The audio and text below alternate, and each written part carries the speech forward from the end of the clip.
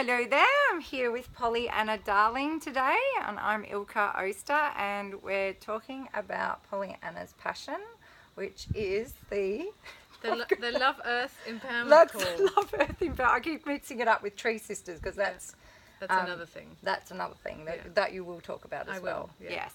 So the Love Earth Empowerment Call, and we think it's quite funny that Pollyanna was an activist in her younger. I was a mad greenie. A mad greenie. Yeah. And I was a sawmiller's daughter. So. And we're on the same couch now. We're on the same couch. This is world peace in action. So tell us a bit about it's the Love Earth Empowerment Love Call. Earth Empowerment Call. Okay, yeah. so and how it came about. Yeah. I like you said, I was a mad greenie. When I was a teenager, I did writing to MPs about, nuclear missiles, and I door knocked for Greenpeace, and I did masses and masses of stuff and got really angsty and upset about the state of the planet, and I found it really draining, especially once I became a mother, so I kind of stopped doing that.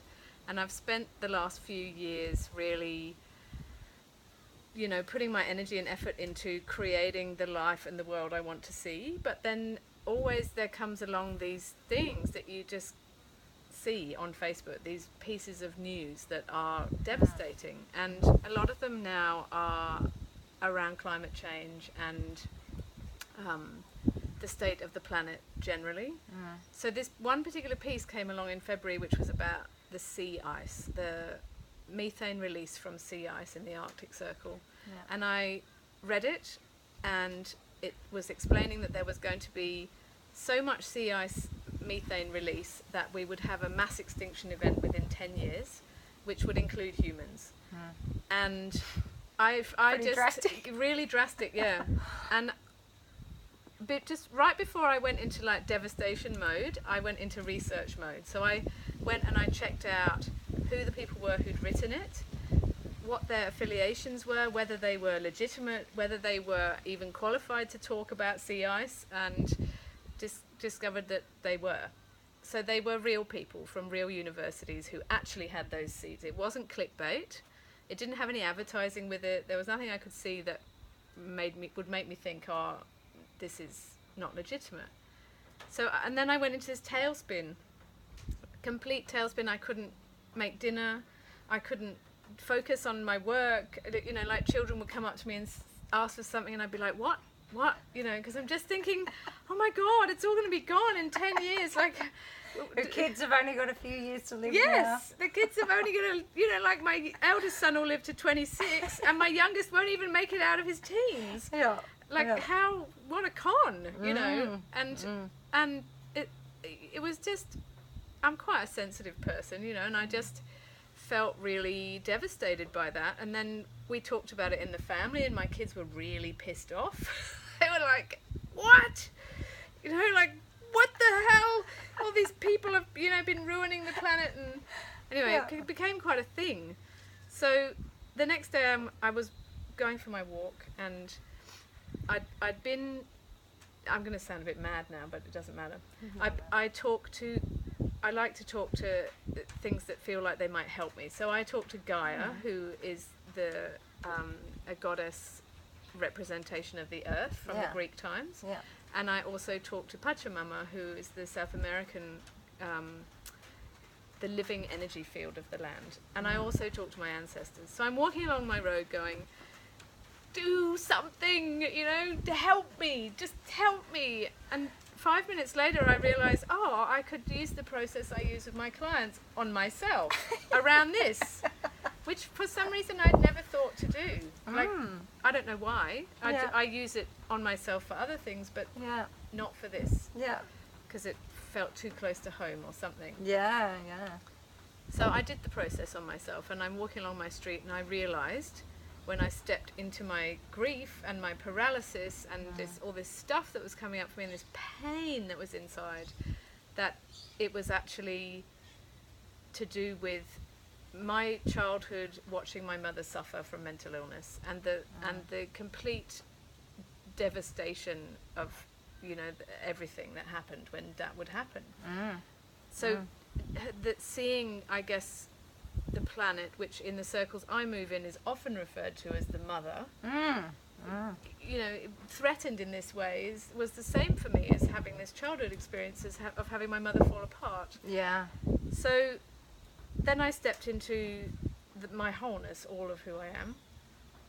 And all I was experiencing in that place was my connection to the trees, my connection to all of nature, my place in nature, myself as nature, and just that was it. It was really simple, and that was it. And the action for me to take was to offer this process to others. So that's where the Love Earth Empowerment Call came from. Yeah. And in that feeling of wholeness and looking at the trees and just feeling a part of everything, I had this sense of it responding to me being like that. And I got home, and on my computer was an email that said the Gaianeering Conference. And of course, yeah. And I opened it up, and inside it said, creation is alive and responding to your relationship to it. And I went, oh, okay. And so this Love Earth Empowerment Call, it's an experiment. And the experiment is, what if a group of people gather every month for 12 months and shift out of the grief and the paralysis and the numbing out and the pain around the state of the earth and into an empowered place, and then get action to take from within themselves that is aligned with their values and who they are and all of who they are. Yeah. And isn't like, you must recycle more, or you have to do this, you have to do this, whatever. That it actually comes from within each person, and that group of people are then changing their relationship to creation, and does creation then respond in a different way. So it's completely an experiment, and it's very exciting. And it could be really out there for some people. But I really feel strongly that taking action from a place of pain and grief and paralysis and numbing out and anxiety isn't inspired action. No. It's that I always think of that Einstein quote. I think it's like, you can't make a change from the same place that or something around like that. You can't change from the same place that it started. Yeah. So if it starts from fear and all of those, and grief and misery, well, you can't change it from that place. You've got to move out of that place to change it. And who knows what will happen? Nothing could happen. But if the statements, we need to try. And if the statements about the state of the planet are true, then what do we have to lose? Exactly. Like, there's nothing to lose at all, and everything to gain.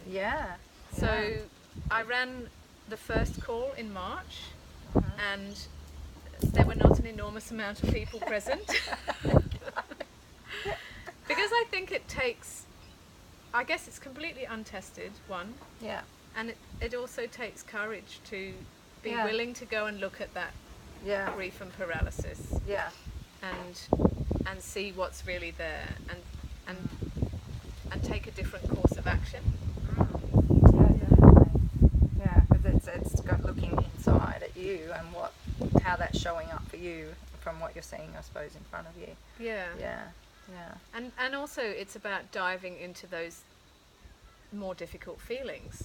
Definitely. Where we're kind of trained not to look there. Yes. If you have like an unpleasant feeling come up about some news item, usually what people do is either put that onto someone else or get really mad at someone nearby, or stuff it down, or go and eat the whole of the cake that's in the fridge. Like any one of those responses, which are all completely normal. Definitely. And what the invitation here is to actually look at that and feel it and see what it is and what it relates to, and separate it from however separate it from the earth, I guess. So and look what's come out of just doing that little process on yourself has you've started doing this. Exactly. So you don't know where it might go, and then if that goes out and people start doing what they want for the earth, which resonates with them, it sounds pretty cool to me. Yeah, and it was really interesting because there was only one person on the first call. I actually ran her through the process live and recorded it for the other people who couldn't be there. Yeah. And she ended up getting into a place where she was going to pursue, her action was to continue doing what she was doing, but from a completely different place within herself. Yeah. So instead of taking the actions that she'd been taking from a place of real grief and suffering, she was taking it from a much more empowered place. Yeah. And I think that's the other reason that people often don't go into this work, because there is a serious kind of point where you go, oh, who will I be without my grief? Or who will I be without, like, often you feel like it's the driver. Yeah. So it's like, who will I be without that driving force? But so how will I relate to the people around me if I'm not in this? Like, yes. Yeah. It was really hard for me to be in circles of really avid activists, planetary activists, because there was a big collusion around how bad it all is, and you can't, it's like a culture, I guess, and it's hard to be running against the grain of that. Yeah. So for some people, I guess, and I've been in this position as well. Oh yeah, me too. If you stand in an empowered place, does that mean that you're going to lose all your friends? And that people won't be able to relate to you and all of that? Yeah, there's definitely those fears come up. But you've just told everybody that you talk to the guy. Exactly. So it's I think it's an awesome idea. And tell them a little bit about Tree Sisters. Oh, yes. As well. So one of the things that I'm really passionate about is Tree Sisters. And Tree Sisters is a UK registered charity that has a mission to reforest the tropics within 10 years through feminine leadership and empowerment. Yeah, wow. And awesome. I was on the core team of Tree Sisters for a while. I'm not anymore, but we have got projects in Kenya, Madagascar, India and Brazil, where Tree Sisters, the idea is that we crowdfund tree planting. Yeah. And so people join up and they pay an amount that is equivalent to, like, a couple of cups of coffee a month, and that money goes into planting trees. Yeah. So the money's funneled to projects that are already happening. Yeah. And all the proceeds from the Love Earth call are going straight to Tree Sisters. Yeah. And putting trees in the ground. So while we're doing this process and this experiment, we're also actually putting trees in the ground, which I really, really like. It's kind of like we're doing this empowerment work and at the same time we're planting trees, which is really tangible. Yeah. So awesome. Even if the experiment does nothing at all, it's got to do something. Yes, it's going to be planting trees in all these places where trees are really needed. Yeah. So that's pretty cool. And it's by donation and it's choose your amount. Yeah, okay. And it's a call that's taking place. The next one's on April the 26th. And that's a Wednesday. Yeah, it's next week. Next Wednesday. Yeah. And the details are on Eventbrite and they're also on my Facebook page. Okay. And which is Pollyanna Darling. Yeah. Yeah. Yeah, so you just register and it's a call and there's numbers for every country and it's cool. Yay! And it's an experiment, so I really want brave people to come and play in the experiment with me and just see what we can create together. Yeah. And as somebody who has worked with Pollyanna, I really encourage everybody to go along and just see the work that she does and see what could perhaps come out of doing that work for yourself as well, because it really is amazing work. Yeah, it's very amazing process that you use. It's very liberating, I think, the process. Yeah. It was so liberating just for me to separate my childhood grief from my relationship with the planet. Yeah.